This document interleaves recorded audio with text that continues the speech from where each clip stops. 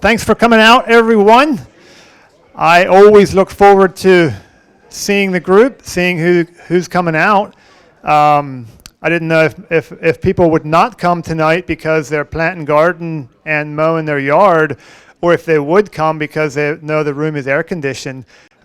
These last couple of days were a little rough for those of us that were working outside. Maybe it's pretty hot. So anyway, thank you for coming out. My name is Jake Byler. I am your host for the meeting. I have been a part of this group since it started, probably 10 years ago, and I always feel like I struggle to express why we do this and what this group means to me. I got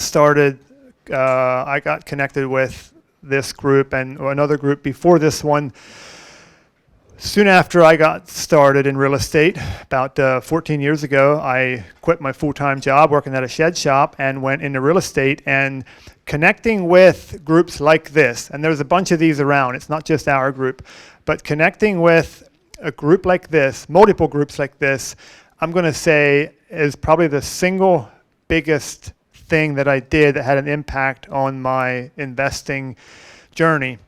And then it also translates into more than just investing. It's just life in general. Growth in all areas of life, I would say. Got to meet a lot of amazing people through these meetings, and it is just a lot of fun hosting these meetings, getting people together. The only thing I don't like about a group this size is back when we started, there was 20 or 30 of us, and you knew everyone, you knew what everyone did, and that was kind of great. Now sometimes I'll meet someone and they say, oh yeah, I've been coming to your meetings for the last year. And I'm like, sorry, I should probably recognize you, but I don't. But anyway, it's a lot of fun getting a group of like-minded, growth-oriented entrepreneurs together in a room. If you've been coming for a while, you know that we cover quite a variety of topics. If you were here last month, you heard Judge Jeff Conrad that had nothing to do with real estate. Most of the time it has something to do with real estate or business to some degree, but we do branch out some to just things that I think can be helpful topics. So these meetings are primarily paid for by sponsors. Our sponsors for this year are Jeff Moeller. Jeff is in the room here somewhere, does some private lending. Joe Liowski, Compass Property Management. Joe's the guy that originally started this meeting back 10, 11 years ago. Dave Wolf, Principal Mortgage Group. Dave has spoken at our meetings multiple times. Chet Lapp, Providence Abstracting Company. Benyo Esch, a local realtor, and a good friend of mine, and one of his teammates, Chris Good, is going to share briefly in just a minute a bit of a market update or some little snippet of real estate. And our last sponsor is Molly from Lancaster Federal Credit Union. So those are the 6 businesses or individuals that basically pay to rent the room and some miscellaneous expenses. So Chris, you can come on up and see what you have to share with us tonight. All right. Thank you, Jake. Jake puts a lot of work into these meetings. So let's give Jake a hand for what he does for us.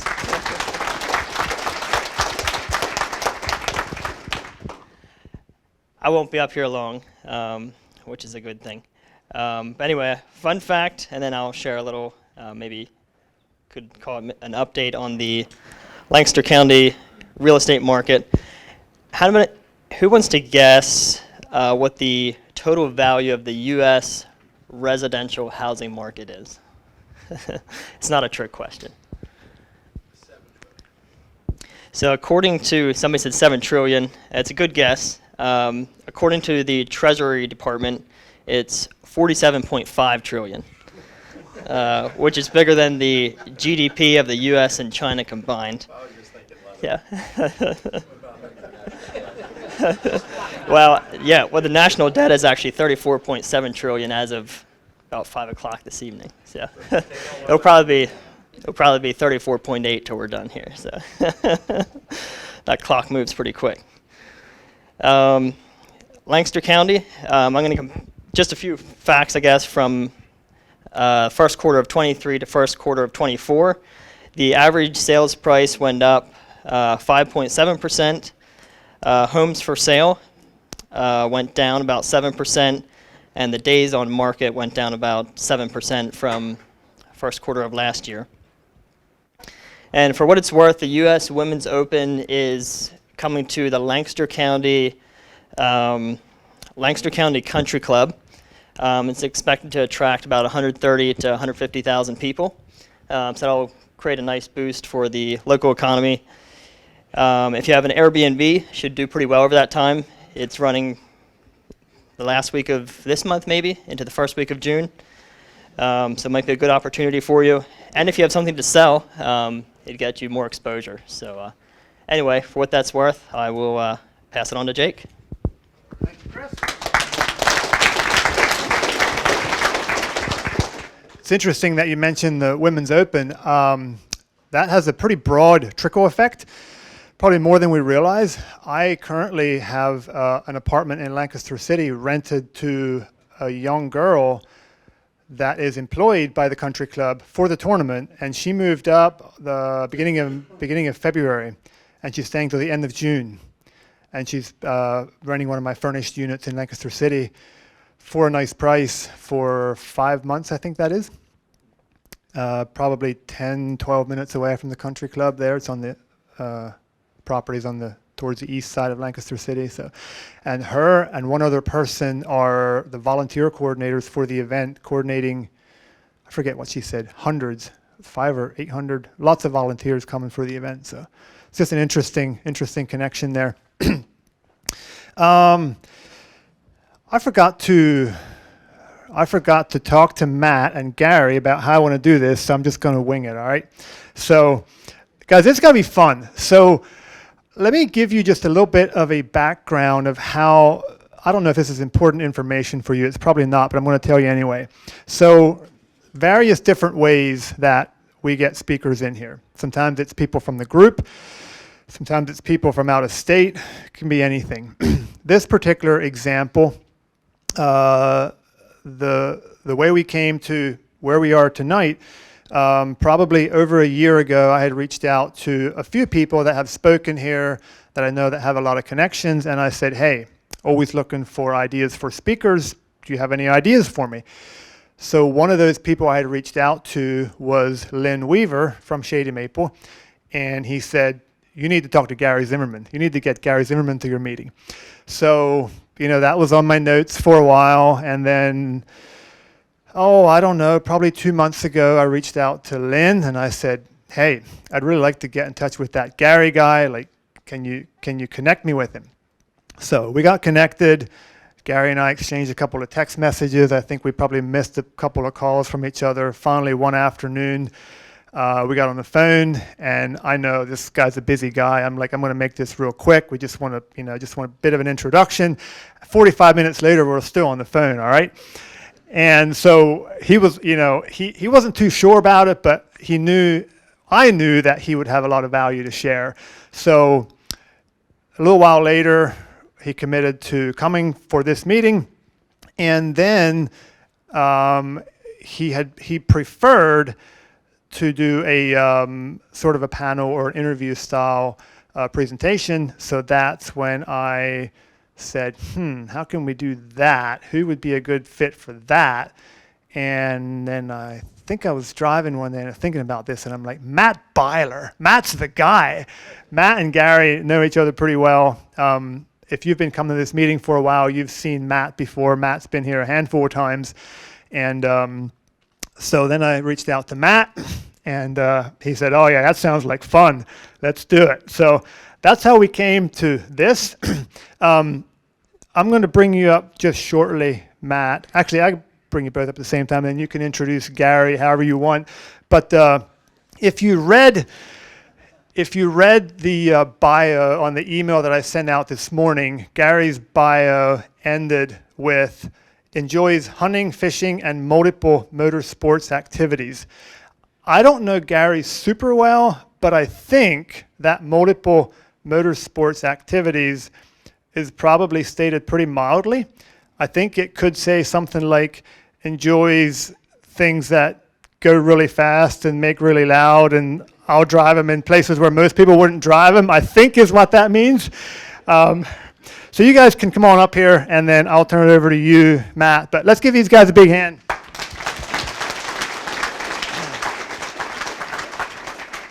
Gary, I'm going to turn this mic over to you. Matt, we're going to get you wired up with that one.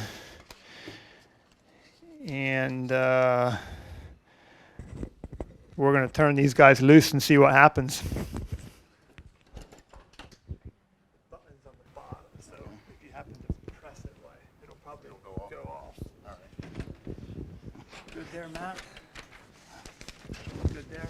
Yep, sir. Jack? Thanks, Jake. Is it working? I believe it Here? is. Good.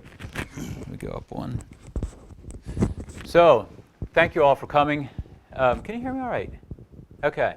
So, it's an honor that you all came out tonight, and I really think it's going to be worthwhile because I've known Gary for a while, and I tell you, he's a lot of things, but one thing he is not is boring. You're going to find that out. So, before we get started, I'd like for Gary to tell you a little story. One time he was asked to preach at church. How did it go? Okay, this kind of dovetails with what was just said. The fact that Matt's here is for your protection.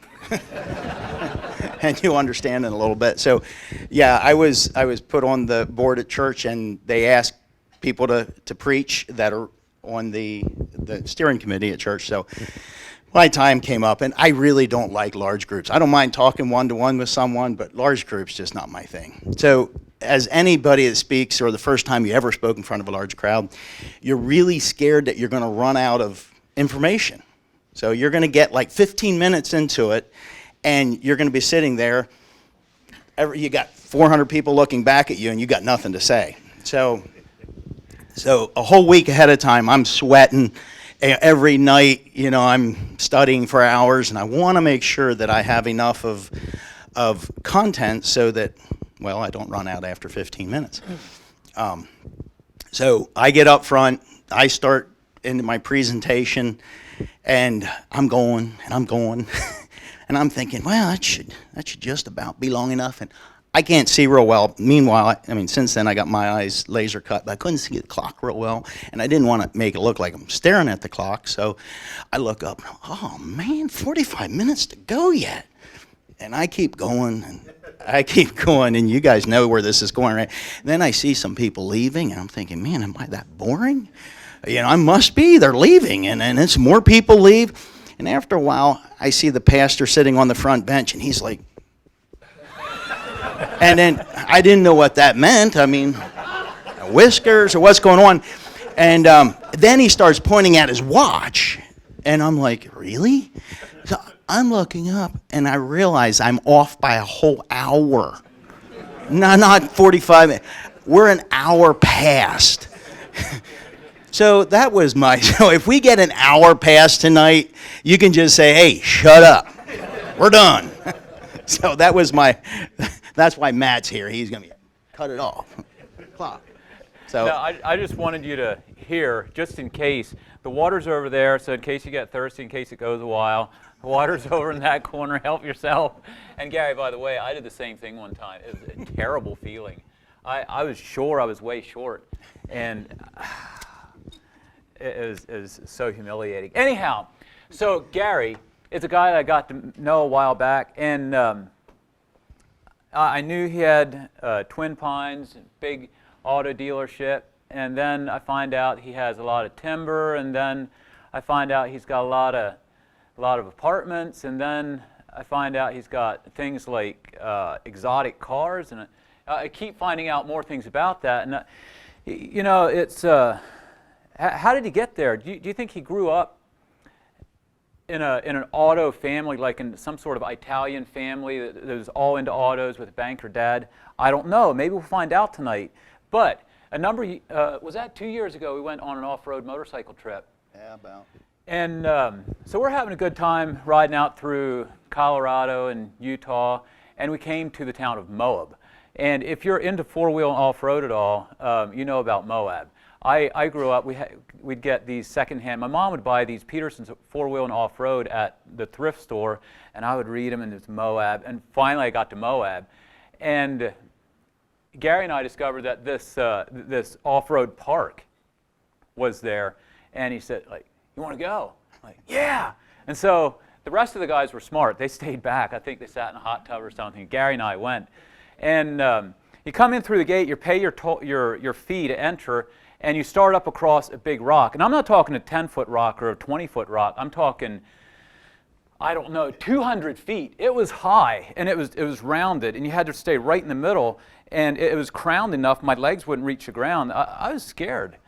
And Gary's going first, and he's just roaring up across, and I'm working my way up. And I was for real scared.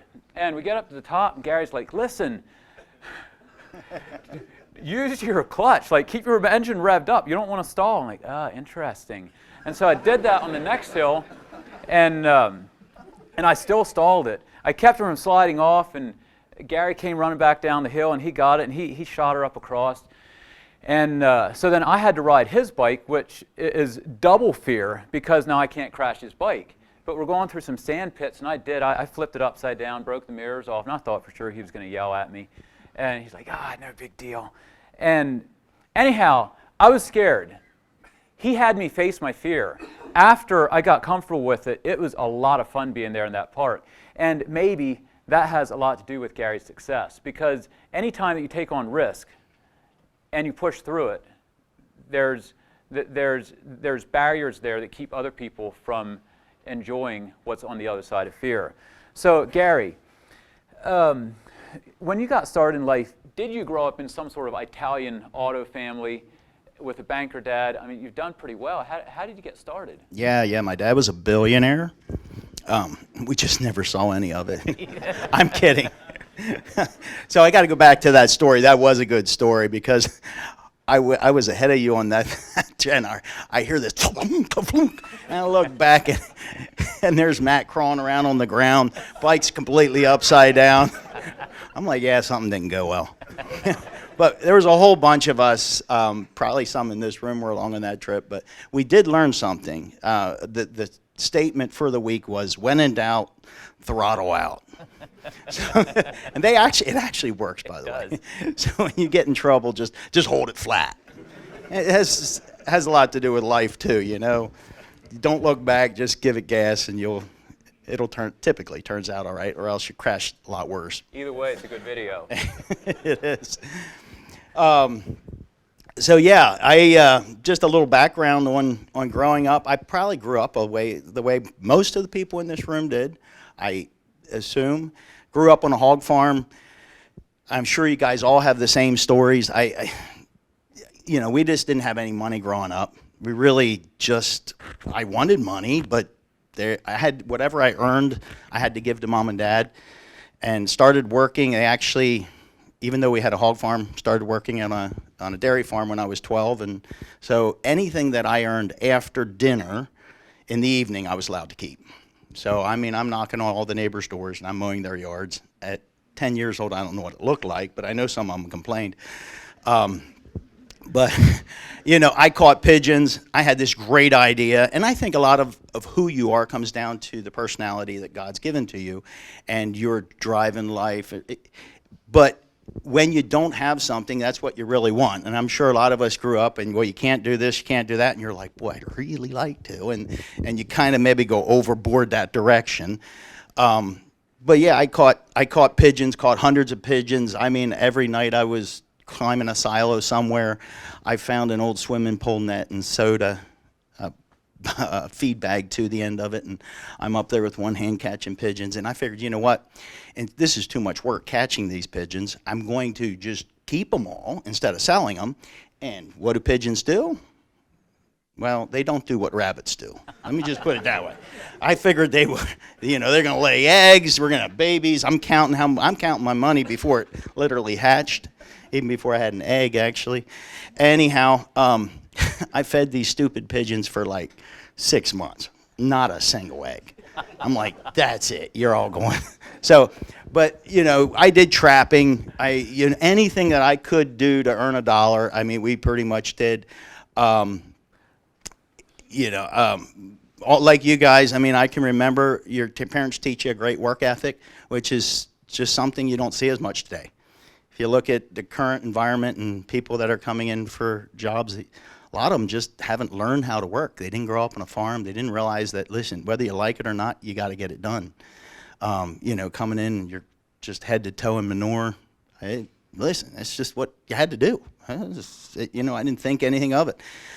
I remember at 10 years old, my dad would send me out to disc the fields with a tractor, and I couldn't reach the pedals.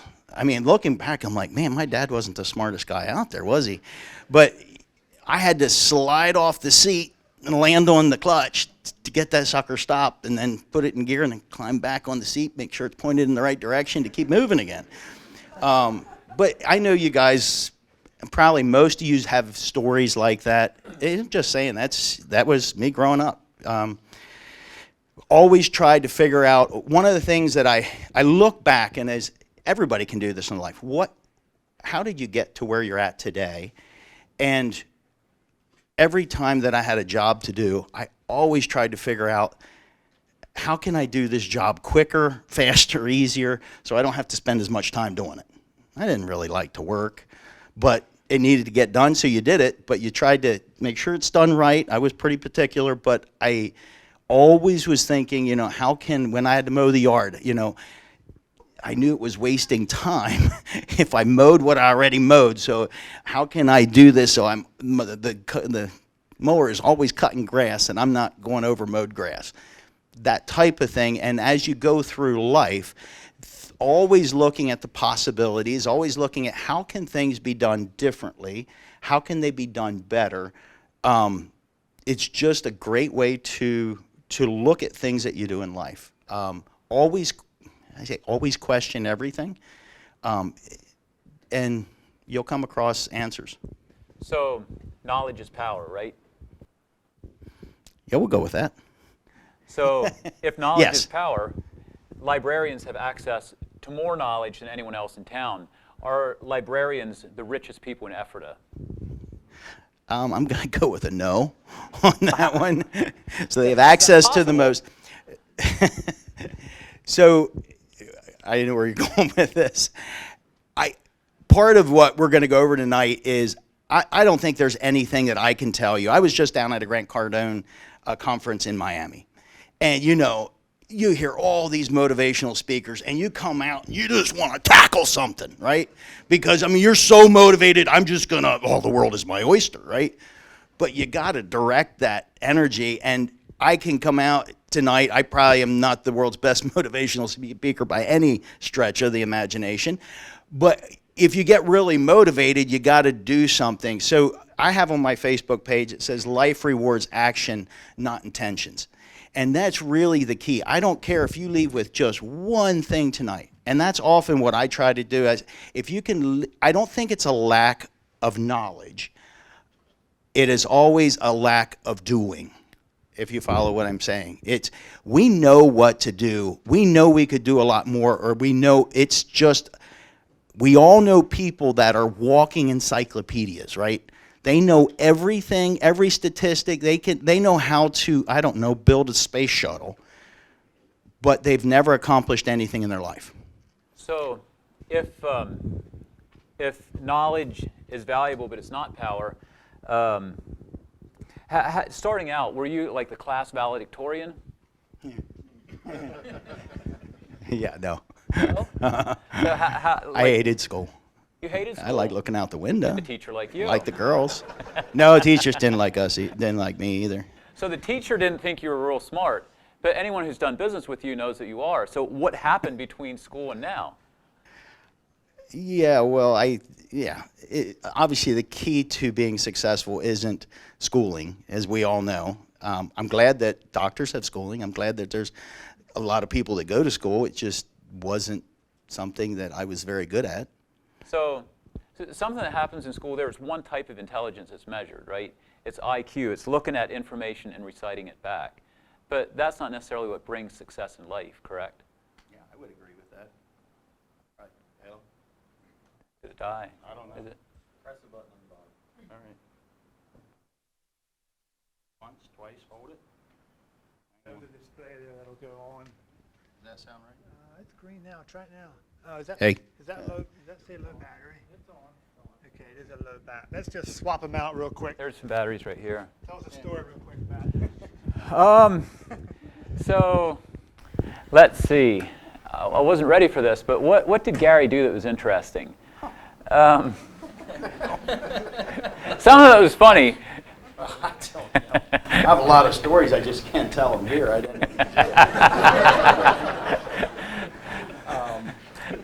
So You always made your own fun. I mean, that's what kids nowadays, even my own boys, they're the same way. I'm like, man, they don't get in trouble. We always found stuff to do because life wasn't exciting. I mean, yeah, I love motorsports.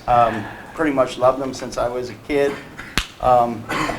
how did you avoid breaking lots of bones? Like when he says he enjoys motorsports, he doesn't just, he's not pedaling a bicycle with maybe an e-bike or something like that. He taken dirt bikes across ramps like way up in the sky. How did you avoid not coming in here on crutches?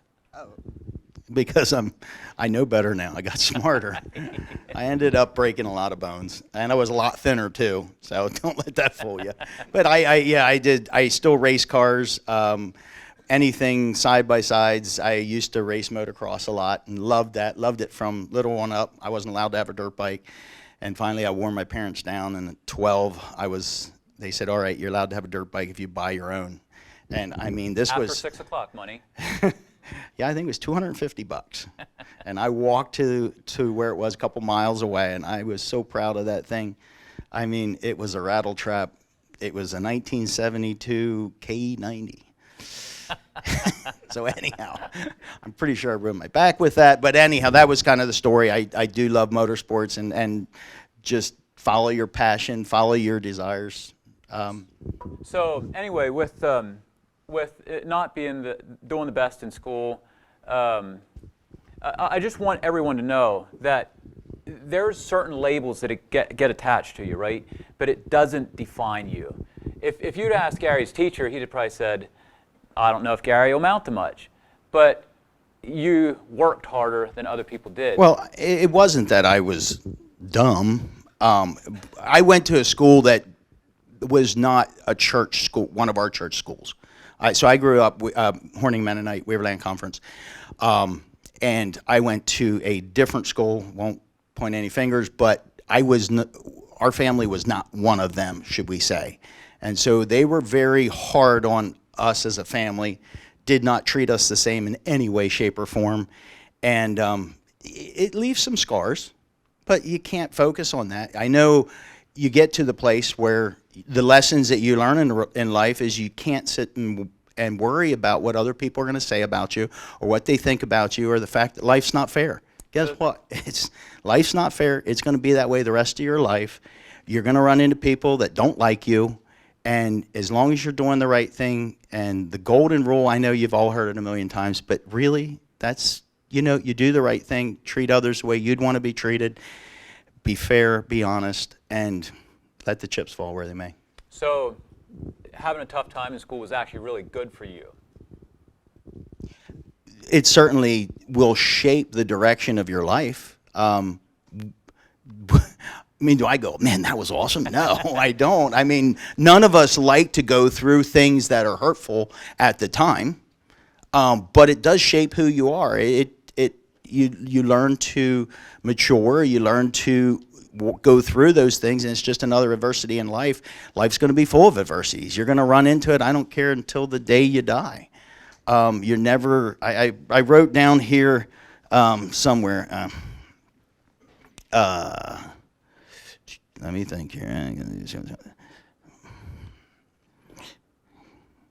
Oh, since life is a journey and not a destination, you will never arrive, so learn to enjoy the journey. So I've also heard that hard times create strong men. Strong men create good times. Good times create weak men. Weak men create hard times.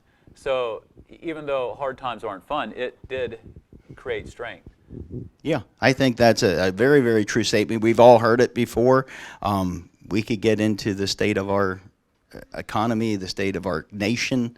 I think we're all on the same page. What we see today, America's gone through a lot of good times, and that's scary. So getting started in business then, you were doing after school work, evenings, after supper work. What was the first entry into business? Like, did you join any clubs or anything like that? So a couple things. I started out of when I was about 16. I started working for an electrician. Did that for the summer job. I did go to high school. Just got through that. That's another whole story. But yeah, I started as an electrician, and one of the things that I just learned from that is do something you're really passionate about. If you're doing, I just didn't like it. It's great, electrical work. I'm glad I learned it. It serves a great purpose. I'm glad there's people that love electrical work. I just wasn't one of them. And the days just drug. I mean, I would, you get up at 6 o'clock and you're on the job site by whatever, 6:30, 7 o'clock. And, you get your first break at 10:15 or whatever it is, and then you work another 8 hours and it's lunchtime. And then you have a half an hour lunch, it lasts 5 minutes. And then you work another 8 hours and it's 1 o'clock. That was how my day went. I just absolutely hated it. I loved anything with an engine. I loved stuff like that. So as I got into the car business, got in as a mechanic. I was good at it. I enjoyed it. I mean, the days absolutely flew. I couldn't believe it. It's 5 o'clock already. And that's been, if you do something you enjoy, you've heard it said, you'll never work a day in your life. Then I ran into ran into someone. This guy comes up and talks to me. I think I'm at Park City. And he says, listen, I was probably 18 at the time. And he said, we're looking for forward-thinking business people, blah, blah, blah, blah. And I'm thinking, yeah, it's me. No. But yeah, he said, listen, we're looking for some people. Could you come, could you mind if I give you a call sometime? I said, sure. Well, it ended up being Amway, right? But here's the crazy thing. Everybody's like, I go there, I'm thinking, I'm hook, line, and sinker. I'm all in. And a lot of people have asked me this, and I knew that's where Matt was going with it.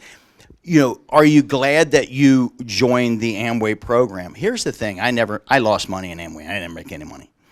But the program that they got us on, they had a great, great training system.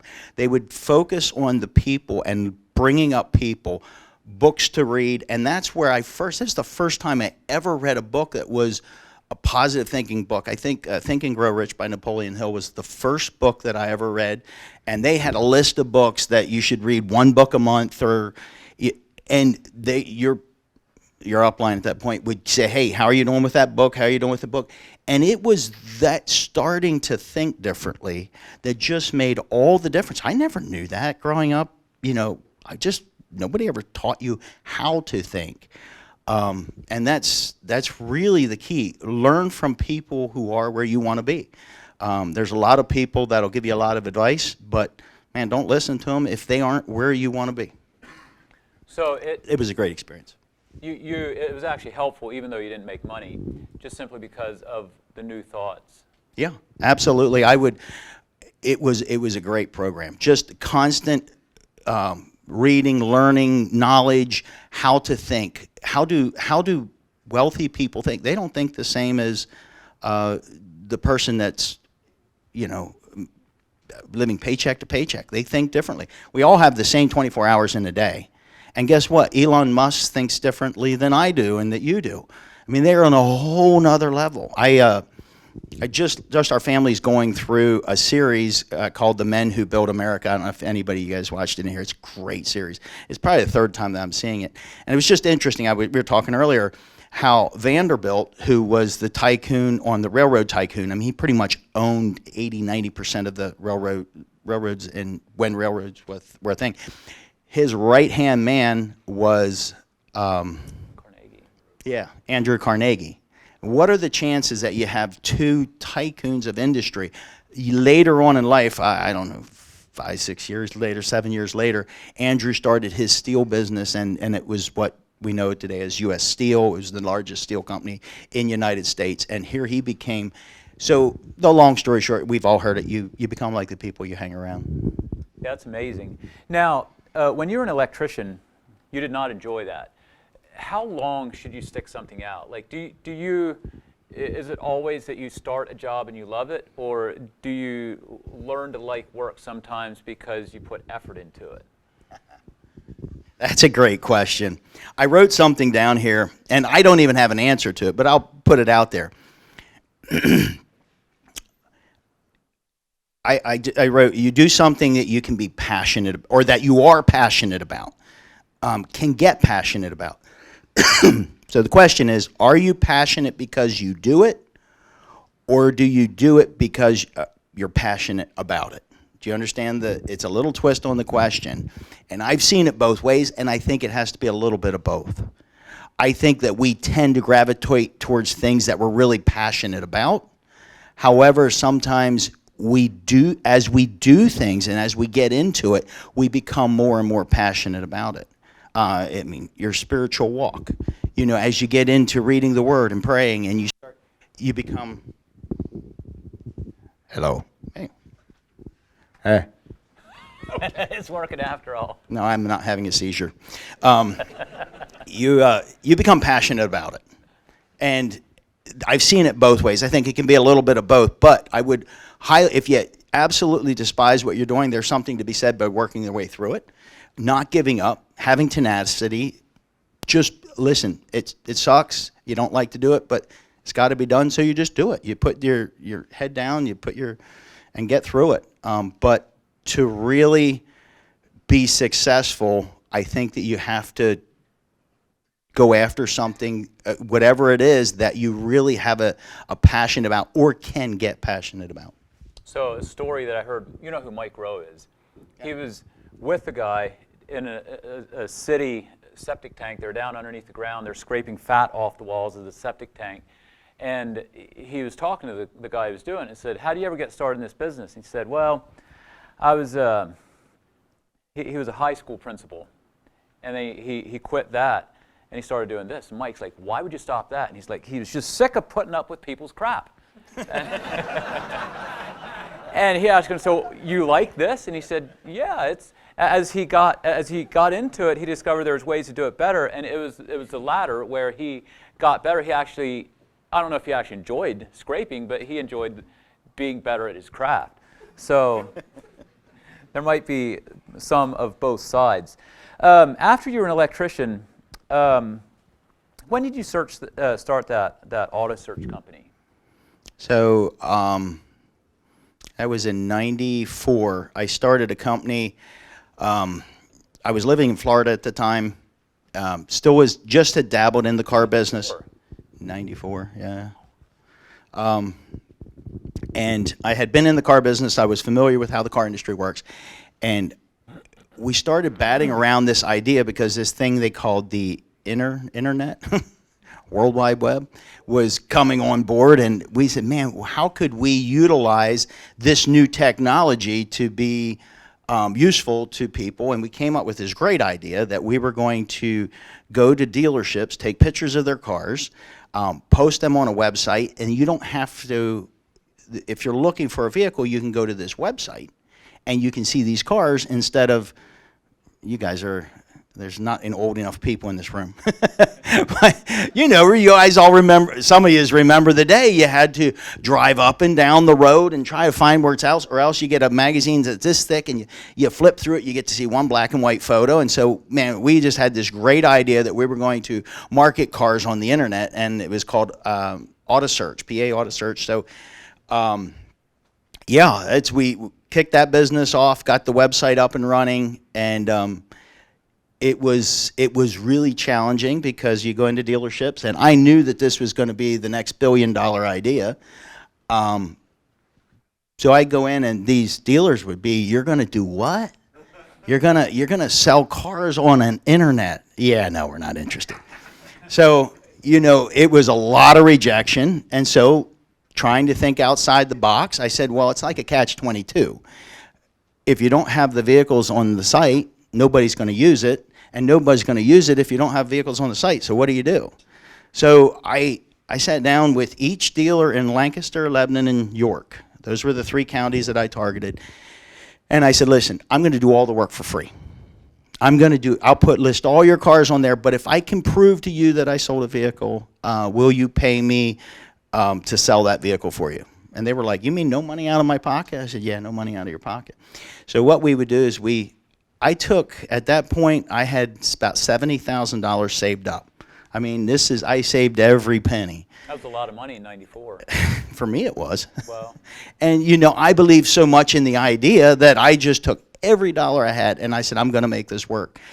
And so we did advertising. I did billboards. We did all this stuff to get people to use this internet site. Sometimes you can have a great idea, but the timing is just off. And other times you might have the best idea in the world, but there's a huge difference between having a great idea, which, by the way, that was a multi-billion-dollar idea. Just ask Cox and Auto Trader and Cars.com and Car Gurus. But it was a great idea. But there's a big difference between having a great idea and actually having the wherewithal to get it across the finish line. Looking back on that, it was the implementation of what we did. I tried to do everything myself. If there was programming, I would try to do some of that, even though I had my brother do programming. We kept it all in-house instead of going out and saying, listen, I'm going to partner with people that have expertise in this field, which is what I should have done. Looking back, no problem with the idea. It was great. I spent every dime I had, and I was flat broke. We started to gain some traction. I had every dealership in Lancaster, Lebanon, and York. So we had about 6,000 vehicles on our site. I was working nonstop. I mean, literally I personally took the pictures of every one of those pictures, then updated them, went to every dealership in Lancaster, Lebanon, and York every 2 weeks. I would work till 2 in the morning, get up about 5, I'd sleep about 3 hours, and then I'm just working again. And it had to work. I was out of money. I mean, it just had to work. It didn't. I mean, when you have something like that and it's your baby, when do you give up on it? And it was while I was still doing it that the opportunity came to purchase what was Twin Pine Auto Sales. It was one of the dealerships that I was servicing. The guy that owned it, it wasn't working well for him, so he was out, and the dealership was available to be purchased. So I'm thinking it was Twin Pine, and I don't know if you guys recognize the name Twin Pine, but back then I'm thinking, who am I? I mean, I got no money. So I did say something to my dad. I said, they offered if I'd be interested, and I expected my dad to go, nah, but it was exactly the opposite. He goes, you know what? He said, you got experience, you can do it.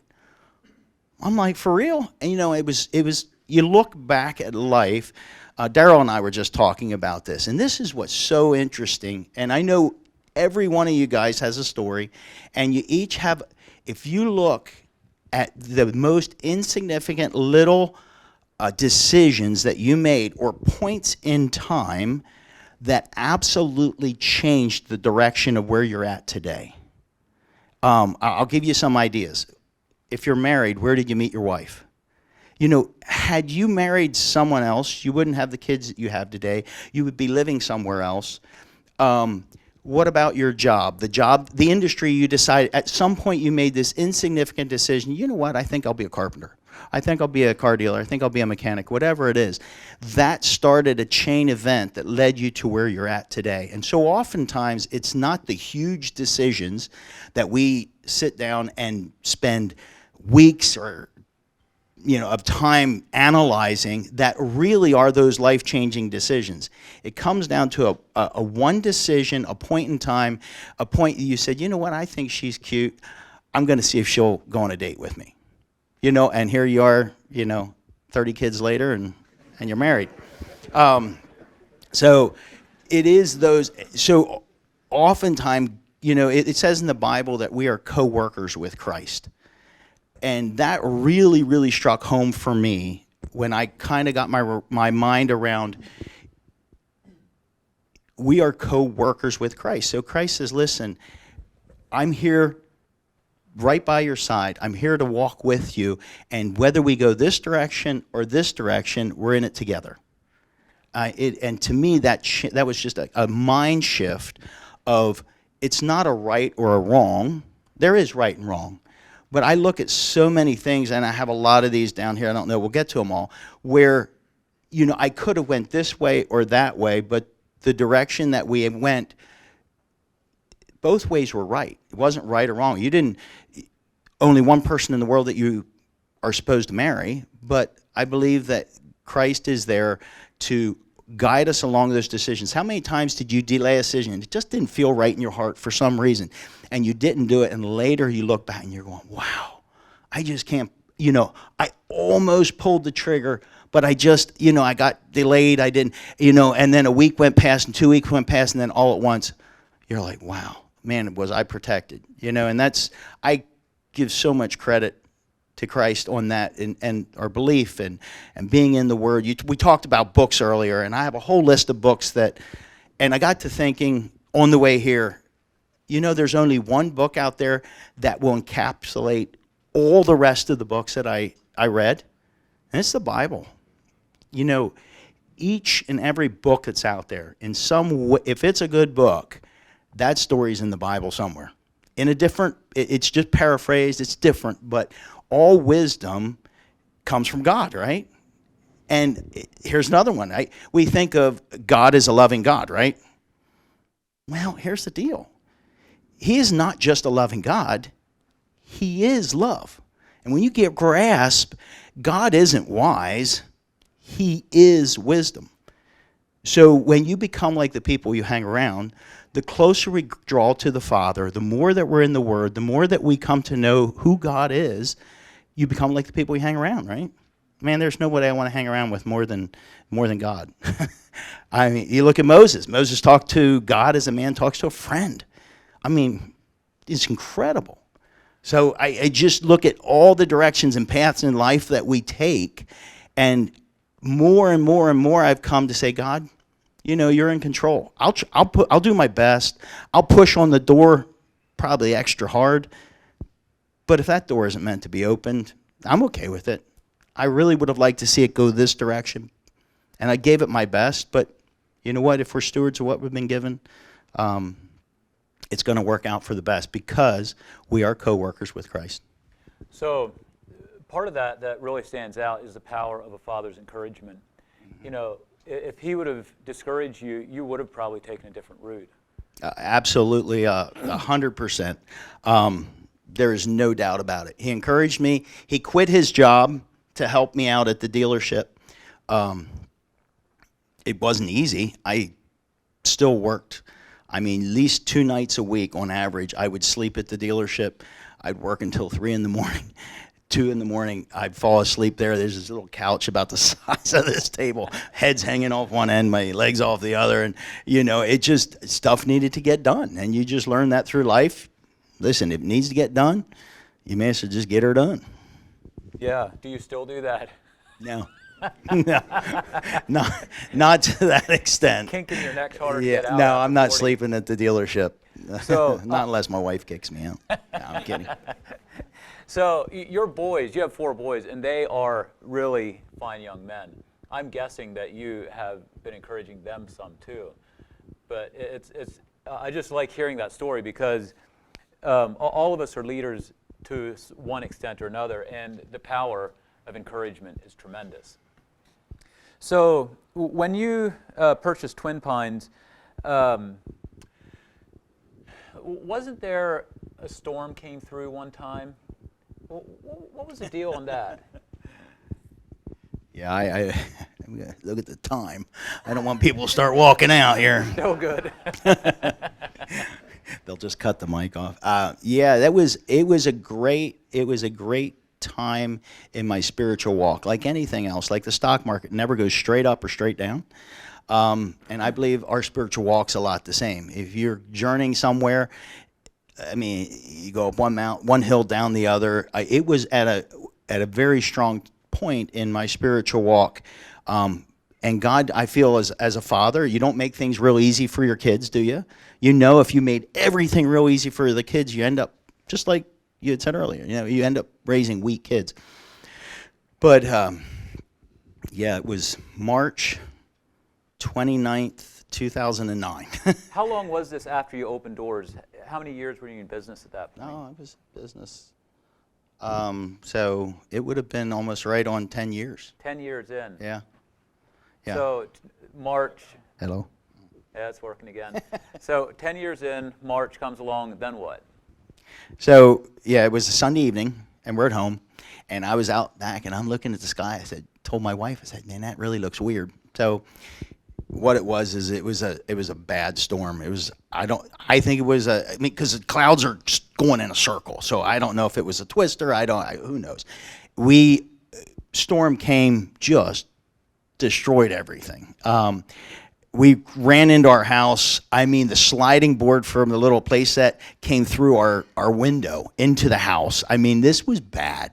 I mean, we went running down to the basement. We're like, I don't know if there's going to be a house left. So storm's over. First thing that I'm thinking of is, I wonder hail everywhere. I mean, we're talking marble size, golf ball size hail. And I'm thinking, man, this can't be good. So I made it down. We only lived about a mile from the dealership. I went down to the dealership, and I mean, windshields busted out, headlights busted out, sunroofs. I mean, stuff's just destroyed. Everything. And it was right in March, and we would always try to catch the lows in the market. So we would buy up in October, November, December, January. So we had the most inventory we had ever had. Financed up to my nostrils. I mean, everything was borrowed. You know, your houses on as for collateral. I think even had a few kids that were on for collateral too at that point. And so I see that everything's destroyed. And about that time, my phone rings, and it's my general manager, and he goes, "Dude, did we get hit?" I'm like, "Yeah, it's bad." He goes, "Tell me you have insurance." I said, "Well, of course we have insurance." He said, "No." He said, "You need a special hail policy." He said, "Every insurance company, when it comes to auto dealerships, have a special hail policy. Did you sign a hail policy?" And it's Sunday night, and I'm going, "Nope, sure I didn't sign one of them." And so, just being in that situation, I remember sitting in the showroom. The roof is off of the building. Water's all over the inside of the building. Every vehicle that I have is literally destroyed. And we have everything that borrowed. I mean, it was just all borrowed money. And I'm thinking, you know what? I'm pretty sure I don't have insurance. What do you do? Everything you've worked for your whole life, I mean, 3 o'clock in the morning, all gone. Just like that. And I remember sitting there, and God just prompted in my heart. He said, you always said that you were a steward of what you've been given. Do you really feel that way? And I got to think. I said, you know what? You're right, God. I've always said there's just stewards of what we're given. God entrusts certain things to us, and we need to do our best as a steward to take care of what he's entrusted to us. And there was a peace that came over me. I mean, and I said, God, if you want to destroy all your cars and ruin them all, they're your cars anyhow. You know what? You're right. They're yours, but I don't know how they're going to get fixed. I don't know how you're going to get out of this hole, but it's your problem, not mine. Easy to say, because maybe I said that because I didn't have any other choices. I mean, what other choice to have? They're all ruined. And I go home. My wife says, "Wow, you're in a pretty good mood. How's ours?" And I said, "Oh no, it's all ruined. It's all gone. It's destroyed." And so, we went to bed that night. I didn't know who to call. The next morning, the insurance company called me. They were the only insurance company that included hail coverage in their coverage. Of all the insurance companies that I've signed with since, everyone has a rider for car dealerships for hail, because it's the one thing that can wipe out a dealership if you don't have insurance. And I had that one insurance. That one insurer did cover it. It didn't make life easier. I mean, well, it did. Just don't get me wrong. And so what was interesting about that whole story is we did have coverage on those vehicles, but now we have no vehicles to sell.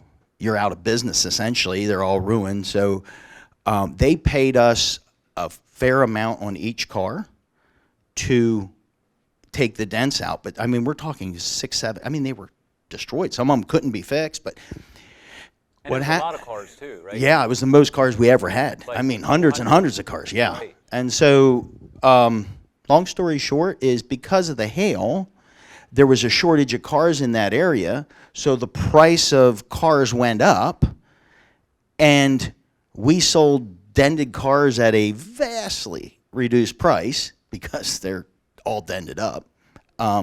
But what ended up when I first sat down, and I was just, fear starting to set in your heart, what ended up being impossible to look at in a positive way ended up being a tremendous financial gain. So you Way more, it swung for, and I thought of Joseph at the time. His brothers sell him into slavery. He's dead and gone. They don't know whatever happened to him. And he said, many, many years later, when his family came down from Israel over the famine, what you guys have meant for evil, God has meant for good. And I felt that very much the same way. At first, I'm thinking, there's no possible way you can look at this and say this is a good thing. Well, we sold the vehicles, we got the insurance money, and then on top of that, we had a reinsurance company, an offshore company that financed the cars, so it ended up we could move, since they were part of the lien holders on that, we could move money offshore, and it was actually ended up being a big financial gain for us, something that it looked about as bleak as it could look. So it looked as bad as possible. It couldn't have possibly been worse because you had so many cars. Even though you had insurance, you didn't have insurance on all of them because you had too many on the lot for the insurance company, right? Yeah. And because it was so bad, instead of repairing the cars, they just gave you a payout on all of them instead of choosing which ones to fix, right? Yeah, that's very close to what happened. We had a limit on our insurance policy. Well, we were way over that limit, so they just said, listen, you're going to limit out at this. Sorry, tough beans. But that more than covered, because the prices of cars in the spring went up, because of the shortage, because of the dented cars and hail, and everything. I wouldn't have guessed it in a million years. But it's amazing when you just say, God, they're yours and not mine. And, it turned around to be an incredible blessing. Stuff like that has happened numerous times. So when you went home and you knew that you might lose your house, I mean, there's no way out except you'll lose your house because you were financed to the gills. Did you tell your wife? No. She didn't need to know. I didn't know. I was pretty sure we didn't have, but, why? Yeah. It's going to turn out the same anyway. Exactly. Why make her sweat it before she has to? Yeah, no, Yeah. I didn't want to get kicked out that night. No, I have a wonderful wife. I could not ask for a better wife. She's very supportive. So tell us about when you bought the Ford dealership. So you had Twin Pines. What was a used car dealership valued at? So, yeah, there's nothing, really, essentially nothing. You can have a lot of business can be sold for a time's earnings as you're aware. You start a plumbing business or a construction business. It has some type of intrinsic value as a time's earnings. A car dealership, a used car dealership, pretty much you don't have anything substantial. You're just buying used cars and selling them. Well, if you move out, the next guy can move into the same location, start his own little dealership, have used cars and sell them. So you have nothing of value for a time's earning. You have a little bit, but it's nothing substantial. So there was this Ford dealership that wasn't making any money. What's a Ford dealership worth that doesn't make any money? Nothing. 0 times 0 is still 0. 0 times 10 times earnings, still 0. So if you have this franchise dealership that's worthless, and you have a business that is worthless, and you combine the two, then what happens? What are you laughing at, Daryl?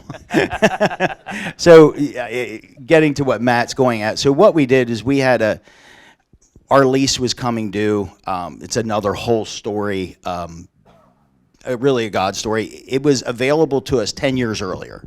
That I looked at this when I was leasing the land, owned the dealership, leased the land that we were at. So when the first lease was coming due, that day, or around that time, that same Ford dealership became available, which happens you just don't see these for sale very often.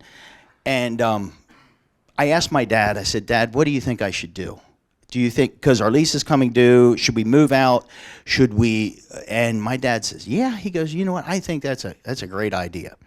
Meanwhile, I got married over that time. My father-in-law, smart guy, and just amazing in business, truly. I look at my father and I go, well, Dad doesn't really have a lot of business. I mean, he's never been in business, right? So I should ask somebody that knows. And so I went to my father-in-law, and he went with me to go through the deal. He goes, Gary, don't do it. Just don't do it. He says, listen, stick with what you know. You know what you have here. He said, you just got to stick with that. Well, you have my dad, and you have my father-in-law, who's got a lot of business sense, right? I listened to my father-in-law, and you know what? Love my father-in-law to death. Very successful, amazing guy, absolutely amazing guy. But he wasn't my father. And the Bible says, parents obey your children. Children obey your parents.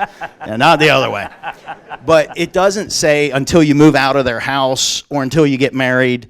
And I'm not here to debate that. But the Bible just says, say, children obey your parents in the Lord. Had I followed what the advice my father gave me, there's multiple things that happened over the next 10 years. I'm not going to get into them, but I really believe beyond a shadow of a doubt that was God's plan all the time. And I could go into how it's a whole God story, and it was truly amazing.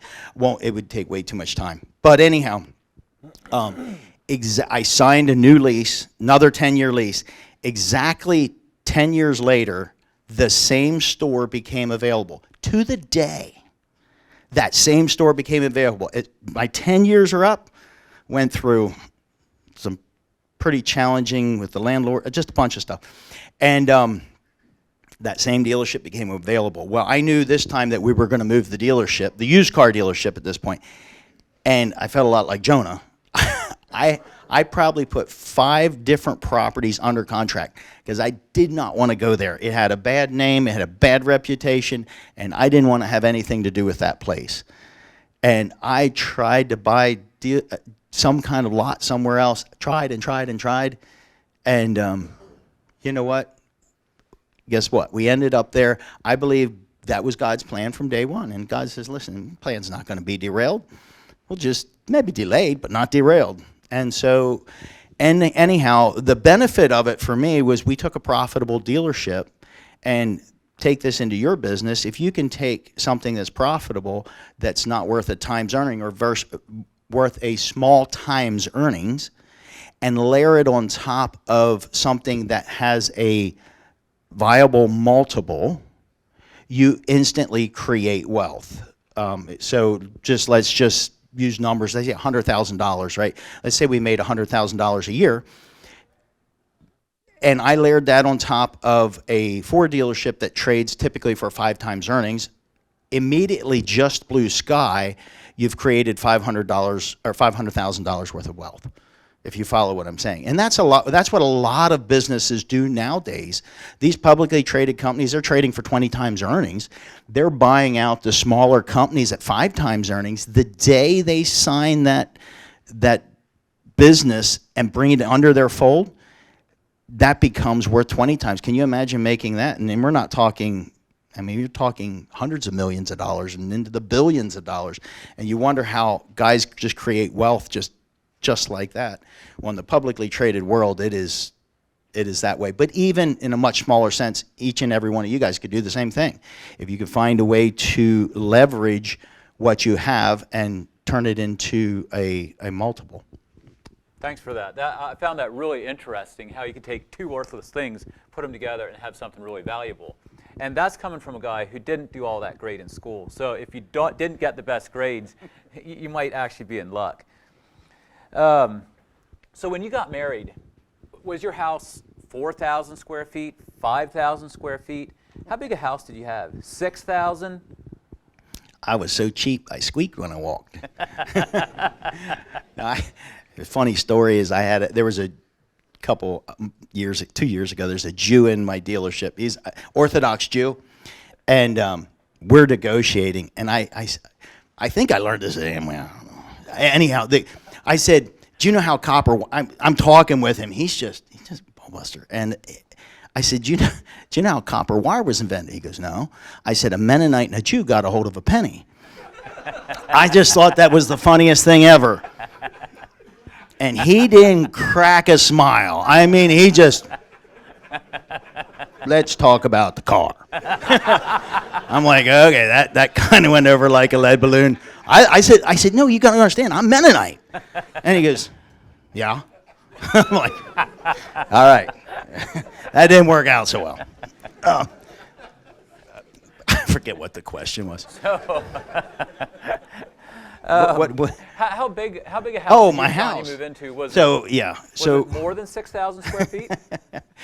We lived above a standalone garage up in the rafters. So I measured it out today. I figured you were going to ask me. I think it was 400, right around 450 square feet. I mean, if you had long enough arms, you could be in the kitchen and in the living room at the same time. You could cook and the breakfast kitchen, yeah, and sitting on the toilet. Yeah, almost. That was a separate. I knew you were trying to save effort, right? Yeah. Yeah. So yeah, so when I got married, I mean, I just put everything back in the company. Everything, every dollar that I earned, I mean, would go back in. When I got married, my wife had bought, before she met me, she bought her dream car, a little white Jetta stick shift, and I mean, somebody came in and said they were looking for a white Jetta, and I'm like, I got one. I went home and told my wife, hey, where are your keys? Yeah, you don't want to do that right after you get married. She was nice, and she gave me, and I sold her car, but she didn't let me forget it. But I mean, if it wasn't nailed down, screwed down, I was going to sell it. So our house, that we had bought a house, and we rented the house out, and her and I lived above the garage. I think it was, between 400 and 450 square feet. 10 feet this way and about 30 feet that way, something like that. That's awesome. So, you do what you got to do to get to where you need to be at. So you would sleep on the couch in the dealership. You lived in this tiny upstairs while you owned a house. You rented the house out. If you don't grow up with that kind of hardship, if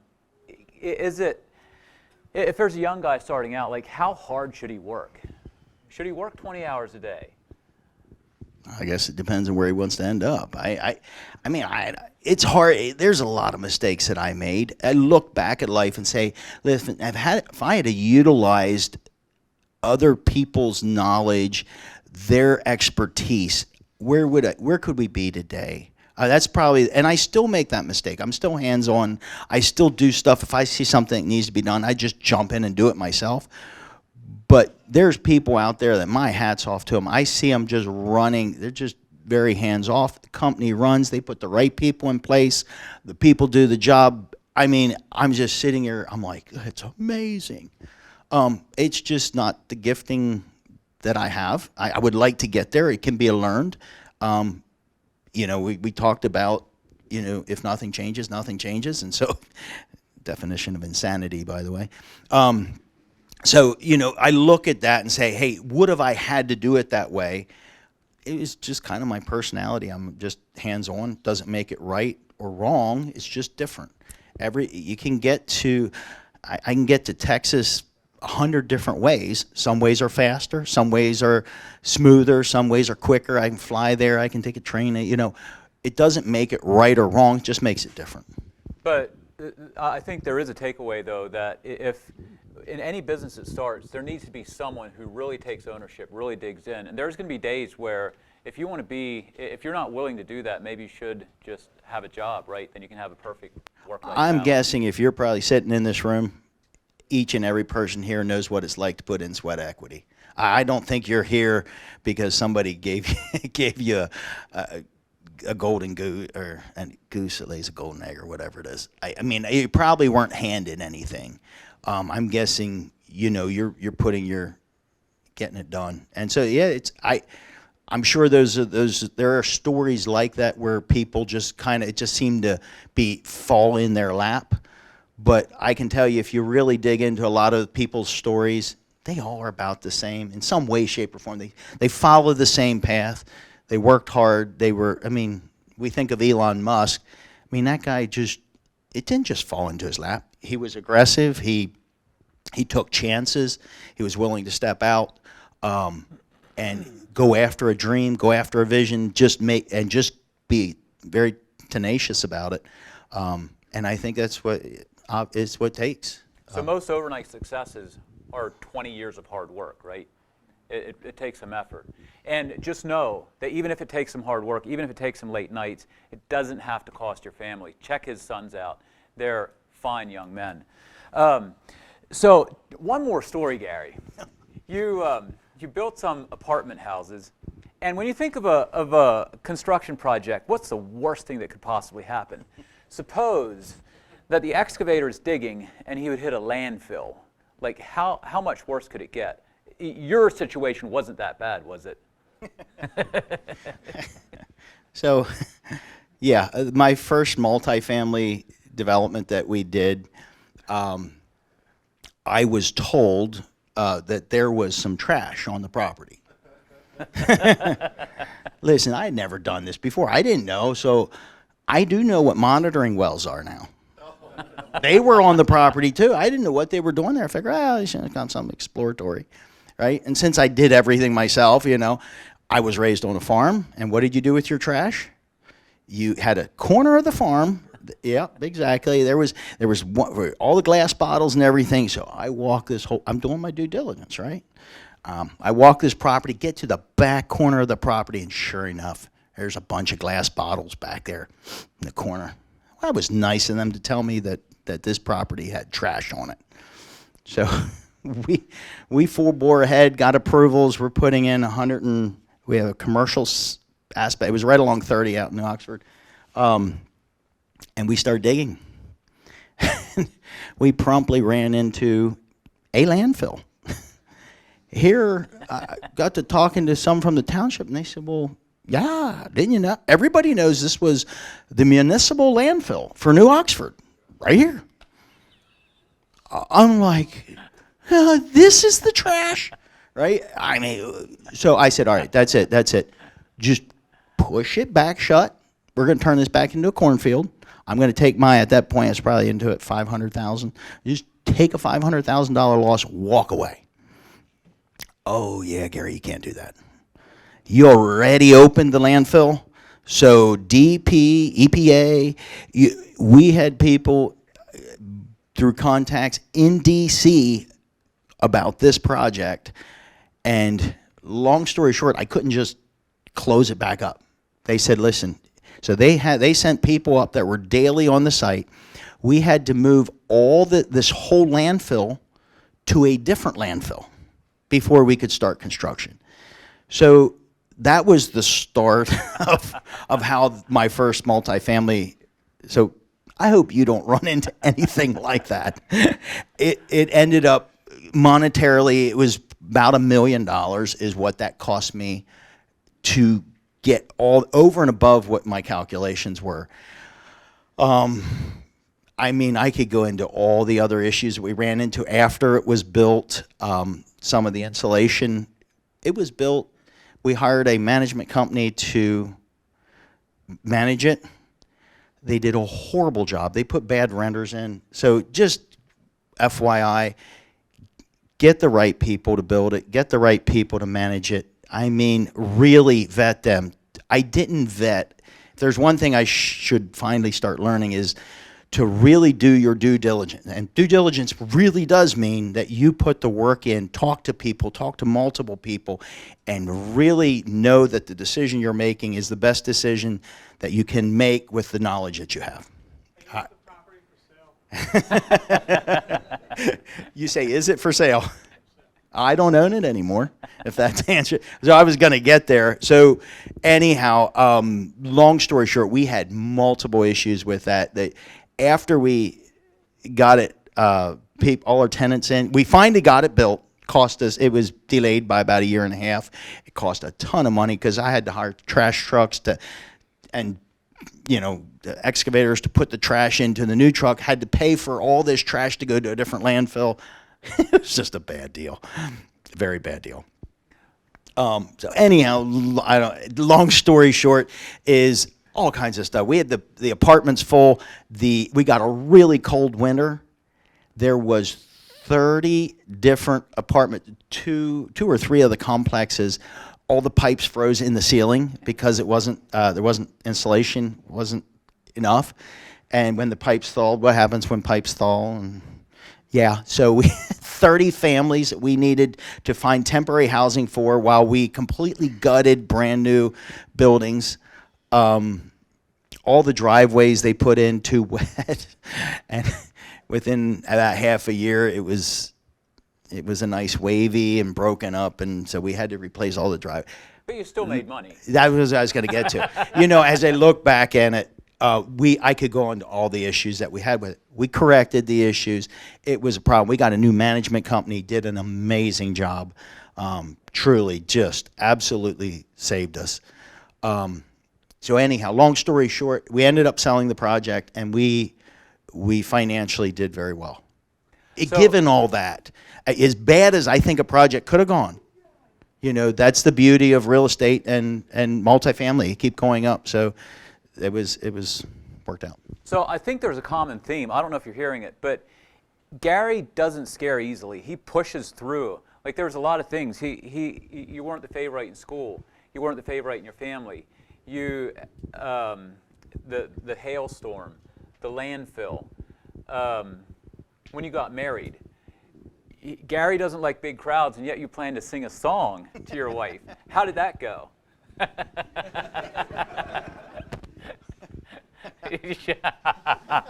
All right, I'll explain it. I got to save a little face here, I guess. I like to sing. I'm typically, I practiced this song that I was going to sing my wife for months ahead of time. Until I had it down, I recorded myself. I'm thinking, Gary, you sound pretty good. I mean, you could be a singer. And, well, it's a lot different when you're singing to your wife in front of a large group. And it was bad. I'm crying through 3/4 of it. Well, do you ever hear someone try to sing while they're bawling? It was awful. I mean, it was just awful. And the audience was crying too. And I wasn't sure if they were crying because it was so bad or because they were, but it was mostly the girls that were crying. So I guess I touched a few heartstrings, but it was bad. But it meant something to your wife, and you pushed through that fear. That's what I'd like for everyone to remember is there's things that you get into by being aggressive, but when you push through, I guarantee you that still means something to your wife. So we're almost at 8:30. Q&A. What questions do you have for Gary? Or Matt? Yeah. Where'd you get the money to buy the dealership? That's another good story. So, dealerships operate on what they call a floor plan. That means basically the inventory is what's used as collateral, and the banks take first lien on all your inventory, and they will loan you the money. So I went to bank number one, laid out my plan. They wanted to see all the perspective, what your business plan's going to be, and anyhow, the first bank ended up saying, listen, you just made this up yourself. We need to see this from a accounting firm. So I didn't have a lot of money. I just spent all my money on the other business. I was plumb broke. So I scrounged together $5,000 to get this accounting firm to come up with the same plan that I just presented to the bank. Same one, they just put it on their letterhead. I figure this is what the bank needs. You're going to just do. So I go to the bank and, well, we appreciate this, Gary. We'll take a look at it. And that was the end of that. I mean, it wasn't worth the paper that it printed on. I hadn't proven myself in business. So long story short, I ended up going to 3 different banks.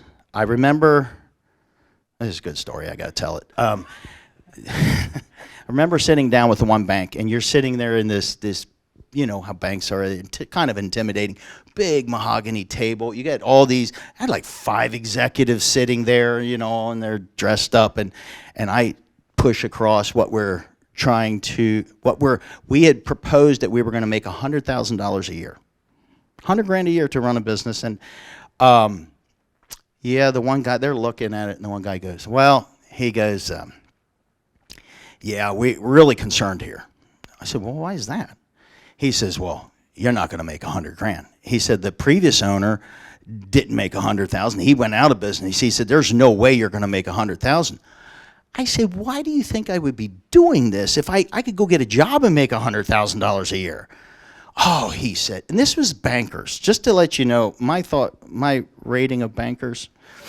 He goes, oh, man, you own your own business? He said, you'll be able to go on vacation wherever you want, drive whatever you want. He said, it's great. I mean, you got all. And I'm like, these guys are idiots. And he said, I'll tell you what. We'll give you, once you're in business for 5 years and can prove that you can make this money, we'll loan you the money. And I said to myself, some people are driven by motivation, which you can be driven, and some people are motivated by negativities. I am one of the latter. I mean to tell you, you tell me I can't do something, I'll do it just in spite. I don't know if it's the right thing, but I'll just do it to prove you can. It might lose a leg or something, but you understand what I'm saying. And that was probably the most motivational thing they could have done for me.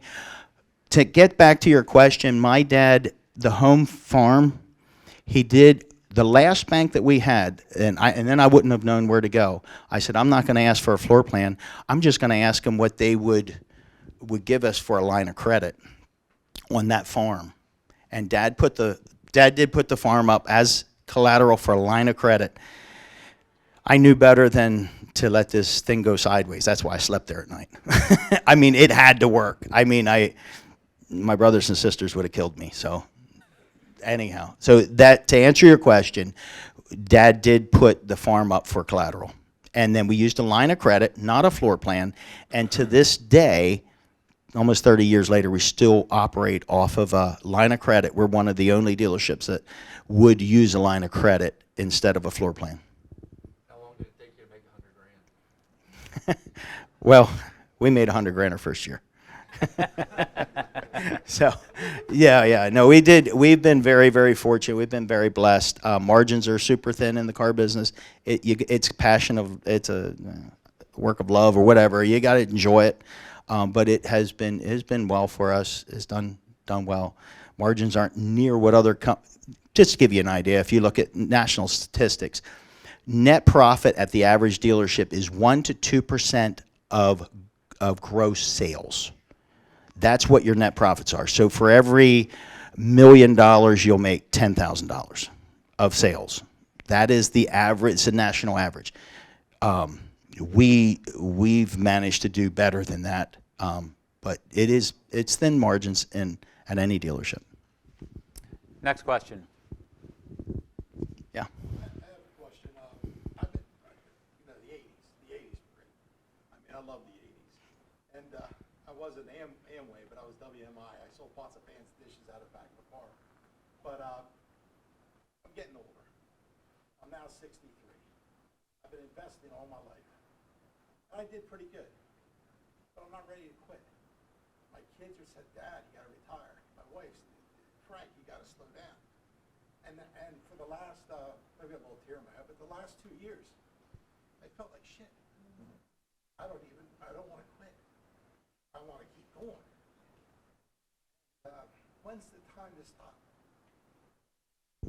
I think, I mean, you talk to other people, but most people that I see never really actually retire or quit. They may let up on the, like Matt says, do you still sleep at the dealership? No, I don't. I still work late nights. I mean, I'm usually home by 9, but I don't go in at 5 and 6 in the morning like I used to. I don't know that there's ever going to come a day that where I say, well, listen, I'm just not going to do anything. I think part of, if you look at what Solomon wrote, you know, what is the meaning of life? Here's the wisest man in the world and that ever lived. And he said, you know what? It really comes down to your work ethic.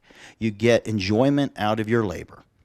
That is the meaning of life. Now, we can all debate this, but I'm just saying this, if you look what Solomon wrote, that's really what he says. Somebody else is going to live in the house that you built.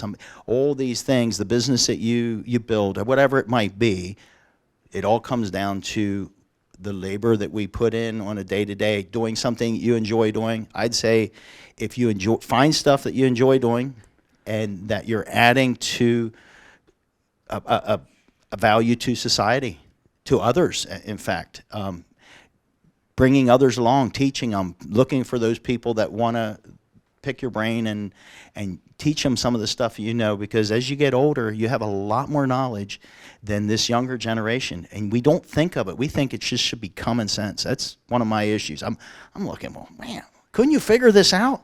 And they're like, no, we couldn't.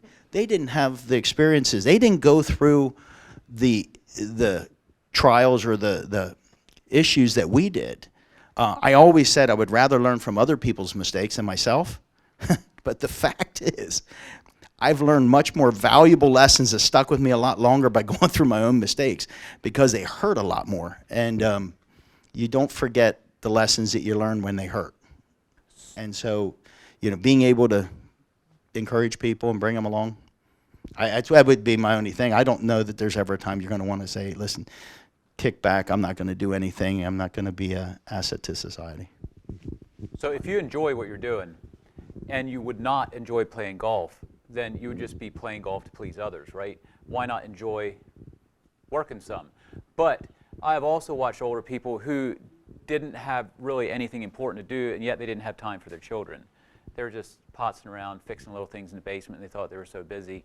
So I hope that when I get to the age that my kids don't live at home, I hope that I'll take time for them, because that is something that is permanent, you know. Everything that we own is going to stay here. Kids are the only things that we can take along beyond death. Next question? Yes? What happened with your internet, putting cars on the internet? So I went to the Lancaster newspaper because it was just and I proposed them buying out the company. And they had just inked a deal with another company. So they said, listen, we would be very interested. I had to make a decision whether I buy the dealership or continue on with the internet company. So what we had to do is we integrated a lot of the programming that we had done for that system into our own website. We were one of the leaders in that arena when we jumped into the car business. Would have you gotten the car dealership if you wouldn't have been trying to sell cars, car advertising? It's a good question. I don't know. I had known the owners there before. I knew who it was, so there's a possibility. But I was in that store taking pictures of their cars, advertising their cars for them when I was, presented with the opportunity. So it's a great question. You just don't know. Is there a daily habit you feel has helped you a lot?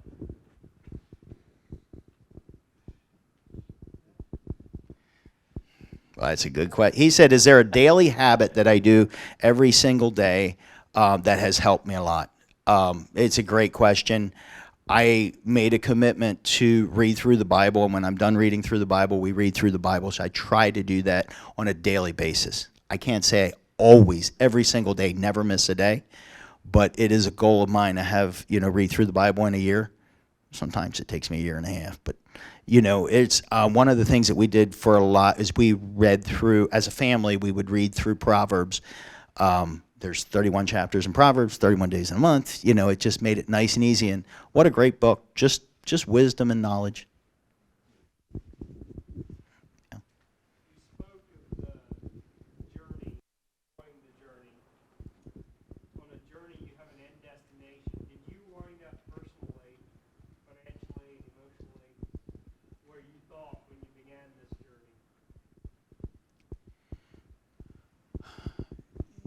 We've been very fortunate. We invest. It's allowed us to invest in other things. We are far. I did have goals that, I would like to be here. I'd like to be there. Financially, we have far exceeded them. I was thinking a bunch of things. What was the question again? If life is a journey and it's not just a destination, because a destination, you're there, you've arrived, so what's the next? You set either another goal, you better have the goal set before you get to your destination, or you're just going to be sitting there, now what do I do? And you got to start. So if you look at it that way, it kind of resets how you view your day-to-day activities. If we only go through this life once, we only have 24 hours in a day. Let's not get caught up and this, I'm speaking to myself, by the way, here, 100%. I can easily get caught up in the little things that don't make a big difference in the whole outcome, and focus on the little things instead of looking at the big picture and looking at everything that's gone right and be thankful instead of negative. That is an issue with mine. I'm just, I don't know. I see stains on the carpet. I see fingerprints on the windows. I'm like, what's going on? It can upset my day. And so it's a constant reminder. And if you keep in your mind that we're stewards of what we're given and we're doing the best we can with it, and we're doing, and not, it's when we claim it back as our own that I run into trouble. This is mine. What happened to my car? You wrecked it, right? Which happens too much. But you understand what I'm saying. When you claim stuff as your own, it's a whole different perspective on how you look at something versus if Matt gives me something and says, Gary, I just need you to take care of this while you have it. I'm going to do that, but if something happens to the item he gave me that was completely out of my control, I don't take it personal. Matt, I'm sorry. I was doing everything I could to keep your truck nice and safe, but a storm came along and the building fell flat and crushed your truck. Sorry about that, Matt. And so it's how your perspective on it. Since we're role playing and it's my vehicle, so, and you're being a steward, then I'm playing the role of God, right? So if I'm actually in charge, and I ruined my vehicle, it was mine, right? Right. You did your part. Yeah. I should have taken better care of. So it's your call. You understand what he's saying. It completely changes your perspective. So often we can say it, we get motivated. We're like, man, what? I mean, the sky gets brighter, it's bluer, and everything's great. And then what do? I don't know. Give me about a week, and I start claiming this stuff back as my own again. And then I got to go back. God, it's not mine, man. I'm just a steward. Appreciate. We're so blessed in so many ways. Focus on the blessings and. Yeah, and then that's part of the journey. It's part of the maturing, I think, in life, if that makes sense. So, one phrase that sums up a lot of what you said tonight is life rewards action, not intention. And that's what you were doing when you were sleeping on the couch, when you were living in the tiny little apartment, renting out your house. You're taking action. And the other thing that Gary keeps brushing off, but I think you really need to understand is that the coward and the hero feel the same thing. They all feel fear. The hero just pushes through. And there's a lot of things that came along that are pretty scary. And, some people run, some people push through. And when you hit that landfill, you did push through, and it ended up working. So I tried to be a coward. They wouldn't let me. So you're exactly right. At the end, it actually was very profitable. We made a lot of money on that project. I mean, you would have, just like the hailstorm, who would have ever dreamed that you could go through that much garbage, literally, and still make a profit. And so you're right. There is times that you're both feel the fear, and part of that comes down to personality. I'm just, any way you cut it. Different people. I have 4 boys. And you guys have all children. I'm sure you do. Isn't it amazing the difference between your children? You're like, how did they come from the same two parents? Right? I mean, you just got this from here to here. Well, at 5 and 6 years old, you can see that. And as they grow up, so there is something to be said about personality. It doesn't make one right and one wrong. That's the big thing. You look at someone and go, oh man, they did this, this, and this. But somebody else that is not of that personality, they have talents. God's given them gifts that are just amazing, that just are used in a different way that maybe not be as prevalent or that you see as much. So something that's happening when you're listening to Gary, he was raised kind of conservative, kind of like I am. It's hard for us to take praise. And you've actually done well.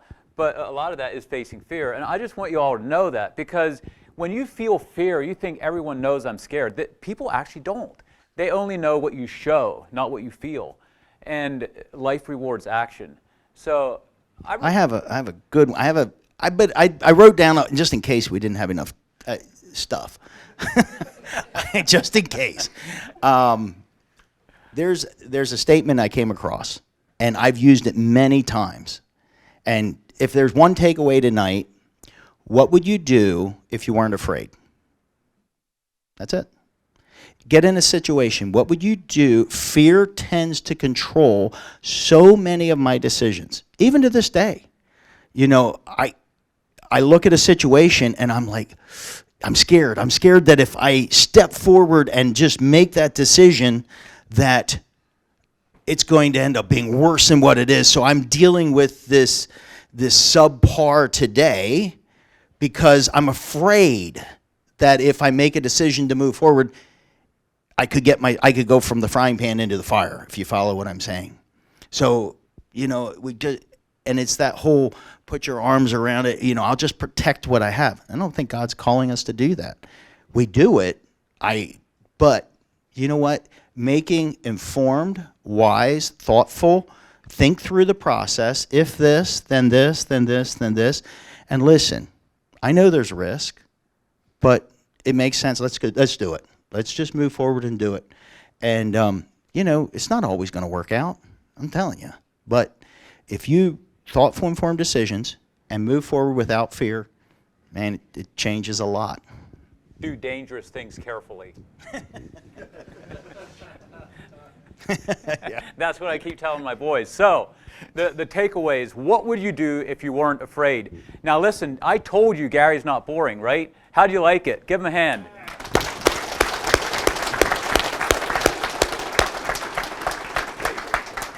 Thanks, guys. It truly has been an honor. This was one of the things, by the way, when Jake asked me, I do not like being in front of large groups of people. If I had to stand up here by myself, thank you, Matt. Let's give Matt a hand, too. He is a huge part of it. One more question for you, Gary. You mentioned the Bible.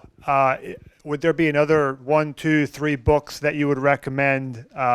This is a group of people that likes reading, and they're always looking for good book suggestions. All right. I bet you guys probably have read them, but I'll go through them anyhow because they are just, it's kind of the starting books that I started with. You Think and Grow Rich by Napoleon Hill, The 7 Habits of Highly Effective People by Stephen Covey, How to Win Friends and Influence People, Who Moved My Cheese? The Power of Positive Thinking by Vincent Peale. And I just went through, they call it the Traction series. Have you guys, how many people have heard of the Traction series? Wickham, yeah, Gino Wickham, I think it is. Gino Wickham, it's a 3-part series. Just talks about the visionary and the implementer and why it's so important to have both. And typically a visionary is not an implementer, which I love strategizing. I love sitting down, putting the steps together and everything else. As soon as I have to do it, the lazy Gary comes out. I'm gonna do it's just not my.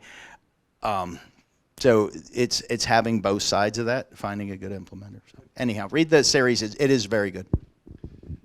Thank you for that. Some of you guys were trying to write those down, and you didn't get them written down fast enough. I will send them out in the email tomorrow. I'll go back on the recording or get the list from you or something, and I'll send them out in the email tomorrow if I don't forget.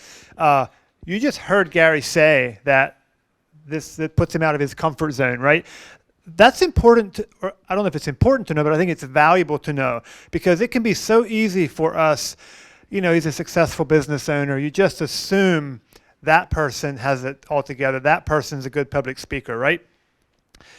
Most of you, if I would walk up to you and ask you if you want to speak next month, your heart rate would immediately go up. It would freak you out. There's probably 1%, 2% of people that would actually embrace the opportunity. But for most of us, this is not something that comes without just doing it despite the fear. I'm not an exception to that. My heart rate is higher than normal when I'm up here in front of you guys. Maybe you can tell, maybe you can't, but it's a fact. So it's good to be reminded that sometimes you just do things anyway, and then usually you get better at it, hopefully. Couple quick announcements before we wrap up for tonight. Real quick, I believe there might be a few people in the room from New York. Is that correct? Finger Lakes area? One of them right in front of me here. Good. Was there more? There you go. Okay. Well, thanks for coming, guys. That's a long drive from Finger Lakes area. So great to have you here.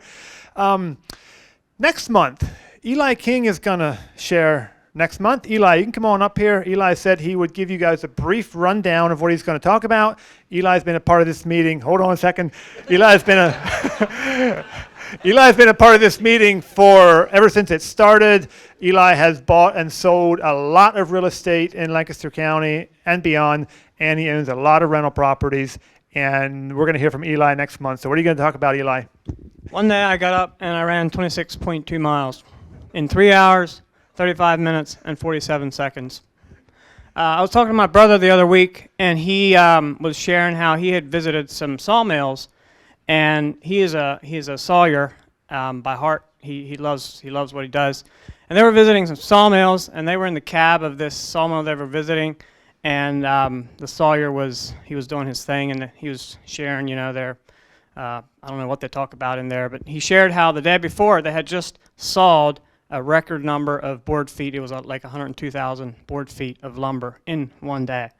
And I have a question. Do you think most people just get up one morning and say, today we're gonna run 102,000 board feet? Is that how life works? I couldn't do it, right? And so my topic for next month is going to be, I'm going to talk about the 5 secrets to successfully setting and achieving big goals. And I think there are going to be a lot of things to talk about. So that's it. There you go. You just got a little taste of it there. And yes, Eli did run his first full marathon about a month ago, 3-4 weeks ago, something like that.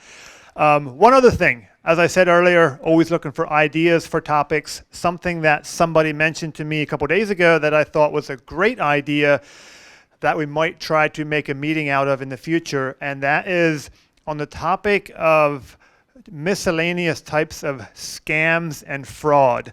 The reason this topic came up, I had a realtor tell me that she had somebody text her. I forget what the name was. It was a local Amish name. I got this property for sale, so-and-so. And the communication just seemed a little weird, and she got on the phone with him, and she said she immediately knew that he was not who he said he was, did not own the property that he was going to try to get her to sell. So there's a lot of examples like that I think we could learn from. My brother Jonas had a weird story half a year ago where he's looking in his online banking, sees a transaction, and he's like, what was that one? We all make payments for stuff we forget. So he clicks on the check image, and here was a picture of his check that he wrote, but the name of who it was payable to and the dollar amount had been changed on the check. Somebody swiped this check in the mail, washed it. I don't know how you wash checks. I don't know. Anyway, there's a lot of things like that out there, and if we can, so 2 things I'd be looking for. If anyone knows of a quote unquote expert in that field, I would love to connect with someone. Or if you guys have stories of examples of things like that. It could also even be around the new thing of the artificial intelligence. I believe we're probably going to have to be aware of more and more stuff as that becomes more prominent. I don't think that in itself is necessarily a bad thing, but I think it could bring some challenges with it. So if you know of an expert in that field, or if you have a story, I'd love to hear from you. By the way, guys, did you know you went an hour over? All right, I think that's it for tonight. Thank you all for coming out. We'll see. Yes. Thank you, Joe. We do also want to have a topic coming up sometime this year. Tom Fanning, Patrick Deibler, Ashley Glick, and would love to hear from you what topics you'd want to hear from an attorney. It could be landlord-tenant law. It could be service animals. It could be whatever. Talk to me, talk to Joe, if there are specific topics that you would like to hear from on that, right? Thank you very much. See you next month.